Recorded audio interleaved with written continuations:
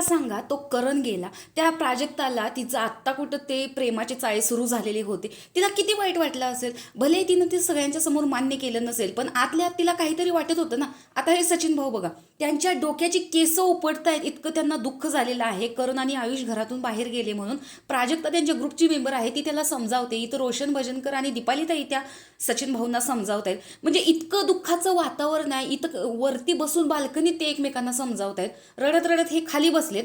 तिथे सुद्धा राखी हळूच पाठीमागून आली आहे आणि तिचं डिस्कशनमध्ये असं काहीतरी बोलते ना, जेणेकरून जे दुःखाचं वातावरण झालेलं आहे तिथे सुद्धा हसाचा कल्लोळ फुटलेला असतो. म्हणजे थोडक्यात हे सगळे सदस्य इतके दुःखी आहे. सचिन भाऊंना इतका आनंद झाला की मी वाचलो, घरामध्ये माझी री एंट्री झाली.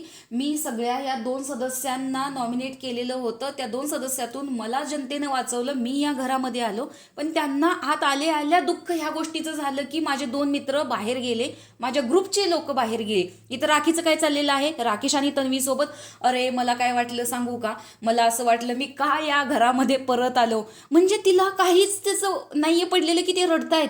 तिचा झोन वेगळाच चाललेला आहे. तिचं असं आहे की अरे मी या घरात का आलो म्हणून ते रडतायत, या घराचा दरवाजा माझ्यासाठी का उघडला म्हणूनच ते खाली बसलेत. आणि असं म्हणून हे तिघांचं इथं हसणं चालू आहे. आता गेम आहे तर एक व्यक्ती बाहेर जाणार हे तर निश्चित आहे, पण यावेळी तर डबल इविक्शन झालेलं आहे. आणि ते सोडा, दुःख तर राहिलं बाजूला, मी या घरात का आलो म्हणून सचिन भाऊ इथं दरवाजात बसून रडतायत असं तिला वाटतंय. बरं त्यांना रडायचंच असतं तर ते खाली झुकून त्यांनी घराला नमस्कार कशाला केला असता, तेवढ्या शांतपणे कशाला आले असते. त्यांना दुःख झालेलं आहे. राखी जरा समजून घे, तू अशा गोष्टी नको बोलू, कारण आम्हाला सुद्धा दुःख झालं होतं त्यांना बघून.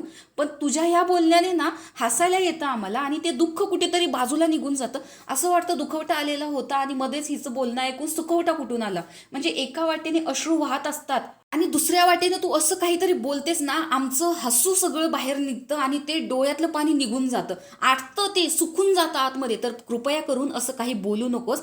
तर तुम्हाला या दोघांचं इविक्शन कसं वाटलं हे कमेंट बॉक्समध्ये सांगा आणि राखीची कॉमेडी कशी वाटली हे सांगायला विसरू नका. बाय.